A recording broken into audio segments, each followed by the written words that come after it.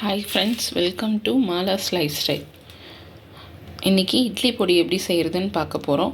Idli பொடிக்கு 1 cup கடலைப்பருப்பு, 1 cup உளுத்தம்பருப்பு, தோல் உளுத்தம்பருப்பு நான் எடுத்திருக்கேன். நீங்கள் முழு உளுத்தம்பருப்பு கூட தோல் நீக்கியது எடுத்துக்கலாம்.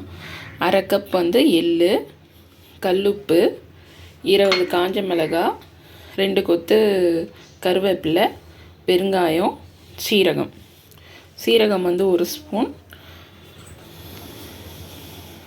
இப்போ இது எல்லாத்தையும் ஒன்று ஒன்றா ட்ரை ரோஸ்ட் பண்ணணும். அதை எப்படி பண்ணுறதுன்னு பார்க்கலாம். ஃபஸ்ட்டு பேன் எடுத்து 2 சொட்டு எண்ணெய் விட்டு உளுத்தம்பருப்பு எடுத்துருக்கேன். உளுத்தம்பருப்பை நல்லா ட்ரை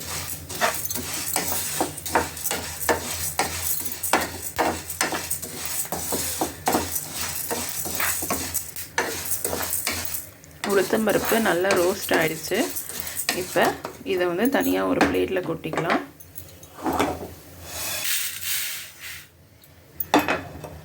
இப்போ அதே மாதிரி கடலைப்பருப்பையும் வறுத்துக்கலாம்.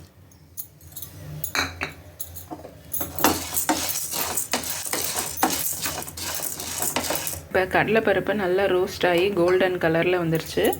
இப்போ இதையும் எடுத்து பிளேட்டில் கொட்டிக்கலாம். அதோடைய இப்போ எள்ளு, நெக்ஸ்ட்டு எள்ளு,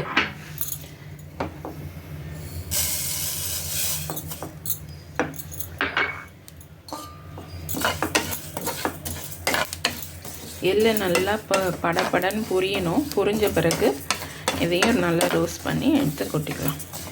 ஓகே, எள்ளு நல்லா பொரியிற சத்தம் கேட்குதா? இப்போ இது நல்லா வறுந்துருச்சு. இப்போ நம்ம இதை எடுத்து கொட்டிக்கலாம். நெக்ஸ்ட் காஞ்ச மிளகாய்,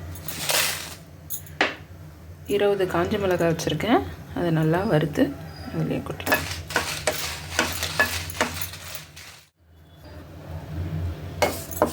கருவேப்பிலை நல்லா ரோஸ்ட் ஆகிடுச்சு.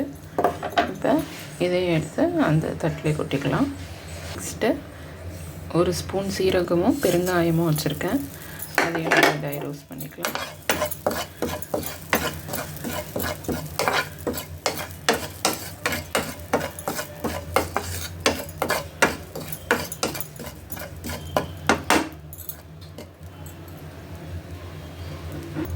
நெக்ஸ்ட்டு கல்லுப்பையும் இதிலே வறுத்துக்கலாம். வெறும் வானல் ஆஃப் பண்ணிவிடுங்க. ஆஃப் பண்ணிவிட்டு கல்லுப்பையும் நல்லா இதில் நல்லா ரோஸ்ட் பண்ணிவிட்டு போட்டுக்கலாம். இப்போ எல்லாத்தையும் நல்லா வறுத்துட்டோம். இப்போ எல்லாத்தையும் மிக்சியில் போட்டு இப்போ வறுத்ததை நல்லா அரைச்சிட்டோம்.